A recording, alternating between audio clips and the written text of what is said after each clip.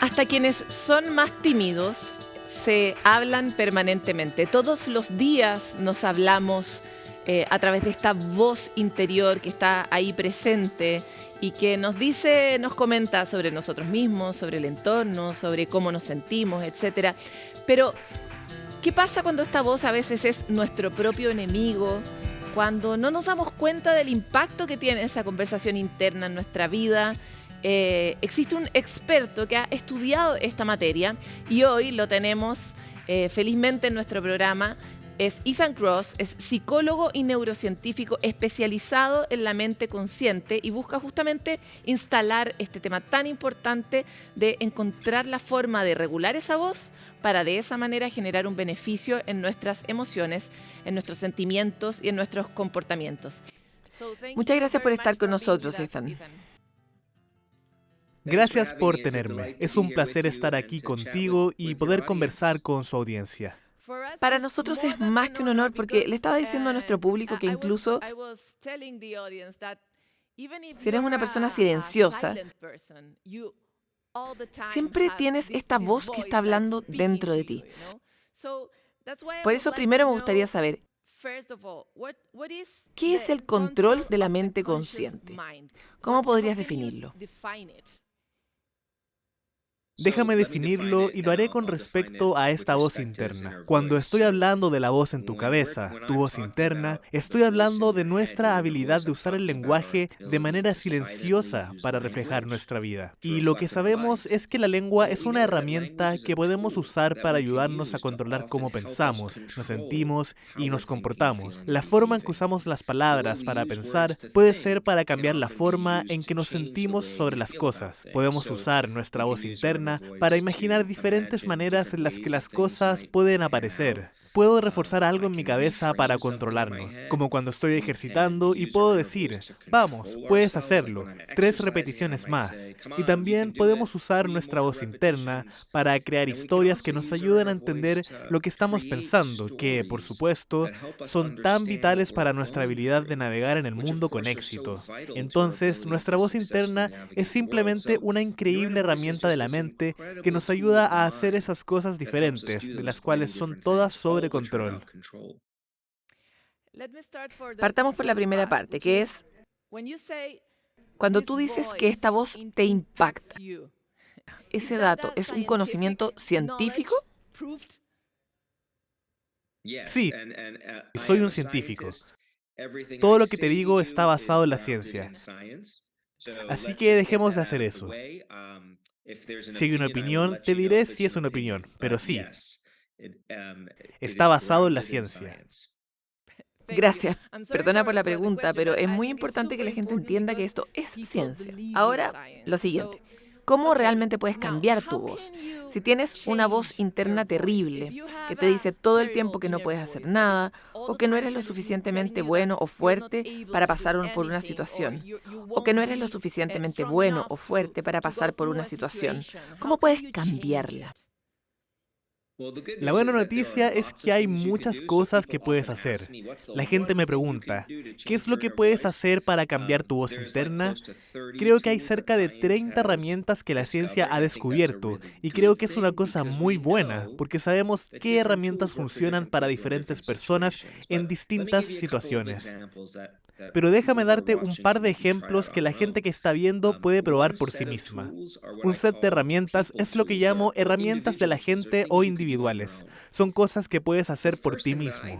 La primera cosa que hago cuando mi crítico interno empieza a activarse es decirte, no vas a hacer bien esto o esto va a ser un desastre. Lo que hago es algo que se llama discurso distinto. Empiezo a intentar darme consejos como daría consejos a un amigo. ¿Has tenido alguna experiencia de un amigo que te viene con un problema y le das muy buenos consejos que tal vez no podrías darte a ti mismo? ¿Te ha pasado algo así?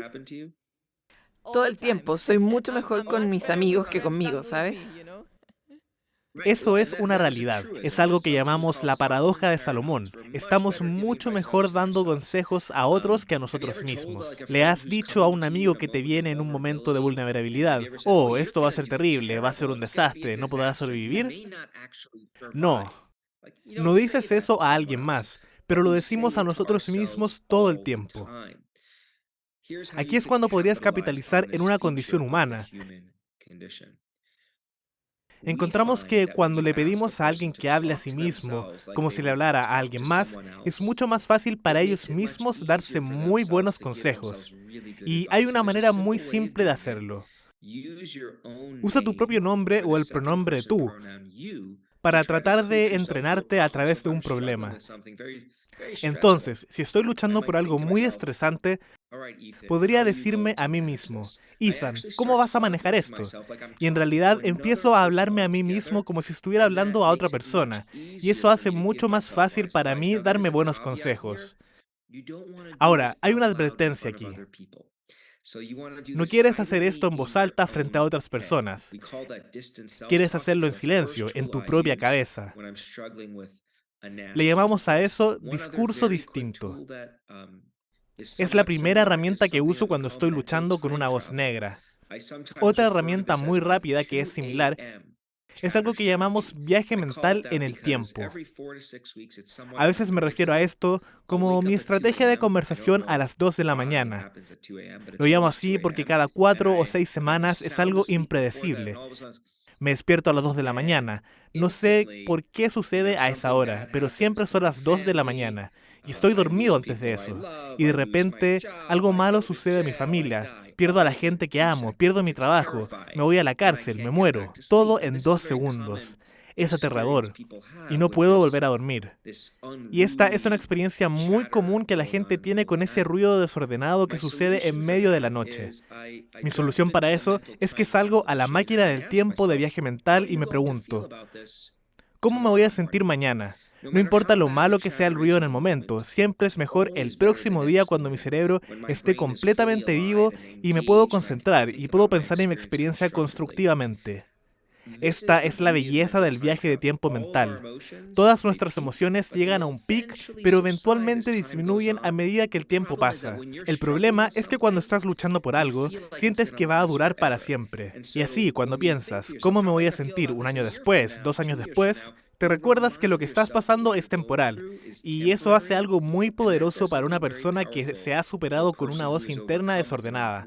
Le da esperanza que las cosas se van a mejorar, y eso baja el volumen de esa voz interna.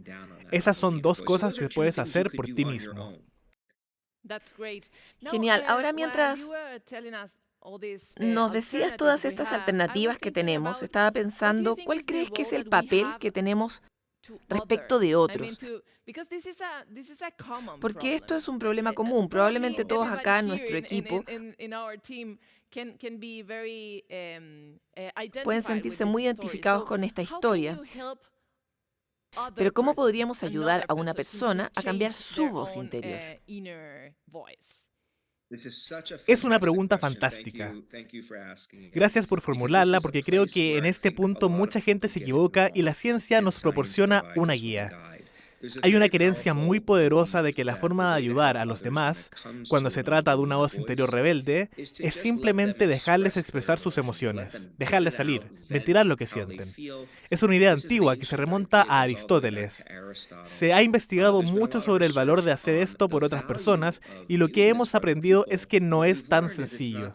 Si todo lo que haces es dejar que otra persona se desahogue sobre sus experiencias, lo que a menudo acaba ocurriendo es que al final de esa conversación se siente muy cercana y conectada contigo, porque has establecido que te preocupas por ella. Pero como todo lo que han hecho es repetir lo que les pasa por la cabeza y lo horrible que es, a menudo sales de esas conversaciones sintiéndote igual de disgustados, sino más que cuando empezaron, porque han repasado una y otra vez todas las cosas negativas. Así que, si dejar que una persona se desahogue no es la respuesta, hay 2 pasos para hacer lo que yo llamo un buen consejero de otra persona, en lo que se refiere a su charla. Lo primero que tienes que hacer es enterarte de lo que está pasando. Es importante conocer su situación para demostrar que empatizas con ellos y te preocupas por ellos. Pero una vez que has aprendido lo suficiente sobre la situación, una vez que la otra persona siente que ha sido escuchada de verdad, Entonces puedes empezar a cambiar la conversación para ver el panorama general. A menudo, el sistema no es algo que se te ocurra a ti, así que estás en una posición perfecta para tener esa perspectiva más amplia. Lo que tienes que hacer es empezar a hacer preguntas a la persona con la que te estás relacionando para sacarla de su zona nuclear y que mire el panorama general. ¿Cómo crees que podrías afrontar esto? ¿Cómo te has enfrentado a cosas así en el pasado? Podría preguntar, bueno, así es como yo lo he afrontado. El primer paso es escuchar y conectar. El paso 2 es ampliar la perspectiva de esa persona e intentar aconsejar, trabajar con ella. Hay un arte en hacer esto bien, dependiendo de la persona y del problema. Algunas personas necesitan pasar más tiempo compartiendo de estar preparadas para el asesoramiento.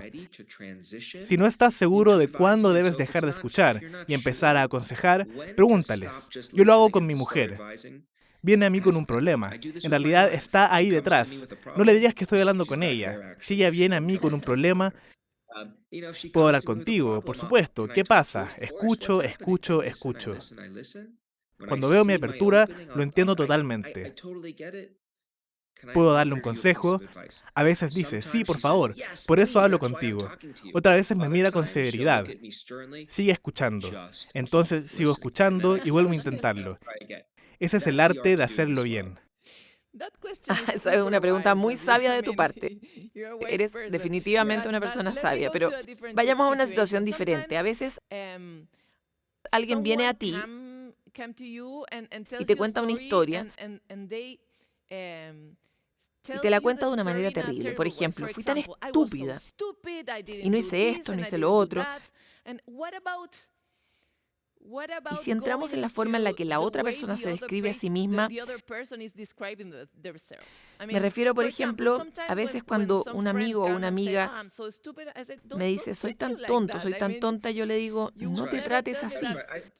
¿Qué pasa con eso? Bueno, creo que ahí tienes la capacidad de recordarle a la persona lo que hablábamos antes de... ¿Qué dirías si yo viniera a ti e hiciera esto? ¿Me llamarías idiota? Nunca he llamado idiota o estúpido a ninguno de mis amigos cuando ha venido a mí con un problema. Nunca he llamado así a la cara a mis enemigos, tal vez en privado bromeando, por supuesto. Aquí está el problema con esta voz interior rebelde, mente en el problema, en lo horrible de la situación, lo cual por supuesto tiene sentido porque a lo largo de nuestra vida, cuando experimentamos problemas, ¿qué hacemos? Nos centramos estrechamente en él. Pero cuando nos centramos muy de cerca en ese problema, perdemos de vista el panorama general. Y ahí es donde otras personas tienen esta increíble oportunidad de ayudar, ya que solo podría ampliar la perspectiva. Como, hey, ¿no es esta la primera vez que has echado a perder algo? Eso es instantáneamente ampliar la perspectiva de una persona. O, oye, ¿qué dirías si esto me pasara a mí?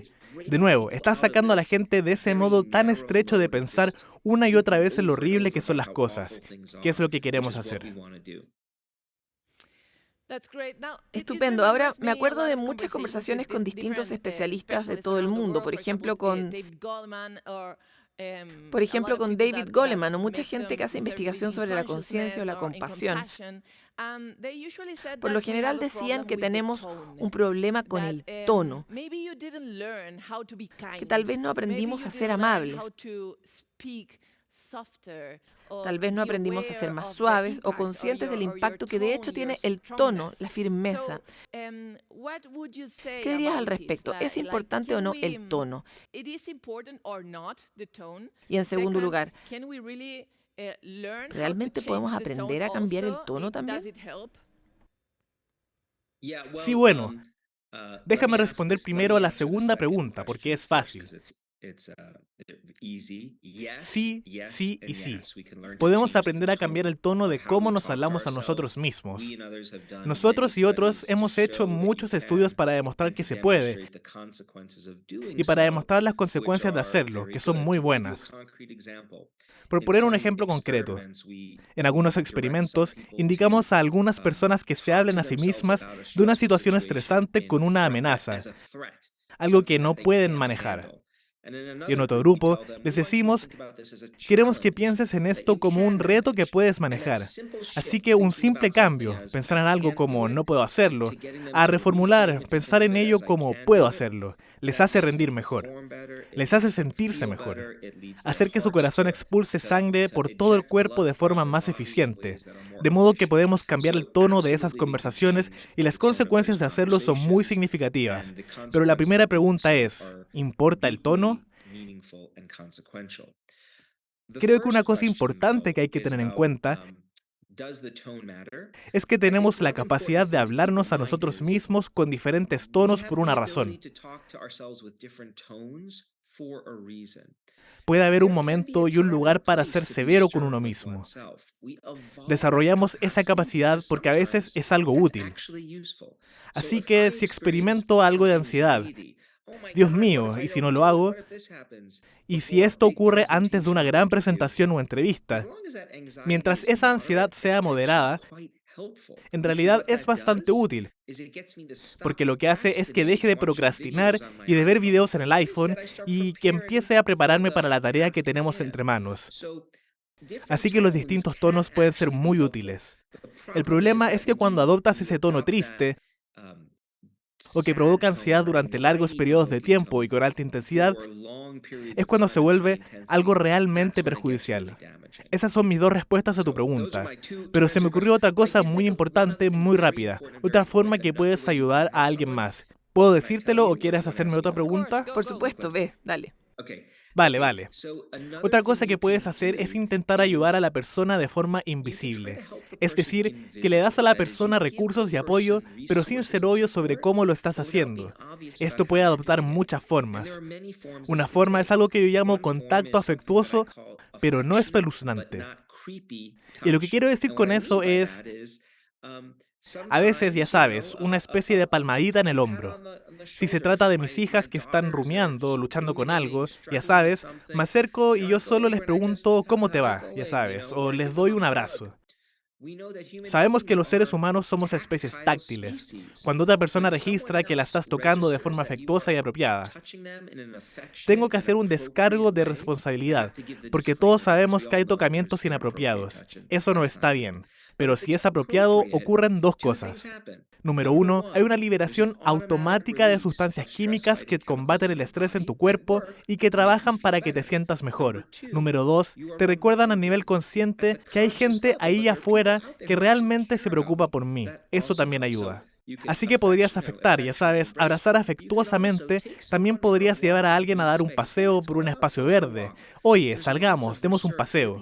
Hay muchas investigaciones realmente impresionantes que demuestran que aumentar la exposición de una persona a un espacio verde seguro, lo que hace es que tiene efectos emocionalmente restauradores. Aleja la atención de la gente y de sus problemas, y les ayuda a poner sus experiencias y perspectivas en formas que pueden ser útiles también. Así que solo quería asegurarme de que tengo esos dos otros. Es asombroso cuando hacemos eso con los niños. Por lo general tratamos de distraerlos cuando están en un momento, ¿no? Solo me queda una respuesta tuya de 10 segundos. ¿Cuál sería para ti tu valor favorito en este terrible momento para la humanidad de guerra y dificultad? ¿Qué tipo de valor enseñarías a los niños y niñas y a la sociedad en general si pudieras elegir uno o dos? Me encantaría darles la caja de herramientas que tenemos que pueden usar para manejar su mente. Creo que son habilidades tan esenciales que todos tenemos a nuestra disposición y que pueden funcionar para mejorar drásticamente cómo vivimos nuestras vidas, cómo pensamos y actuamos, cómo nos sentimos y cómo nos comportamos. Creo que esas herramientas nos hacen mejores ciudadanos. Creo que pueden ayudar a la sociedad. Y la tragedia cuando se trata de estas herramientas es que no enseñamos sobre ellas desde una edad temprana. Así que esa caja de herramientas sería el regalo que me encantaría hacer a la gente. Muchas gracias, Ethan. Realmente queríamos tener esta entrevista durante mucho tiempo. Ha sido un honor. Muchas gracias por todo. Gracias por recibirme. Súper divertido.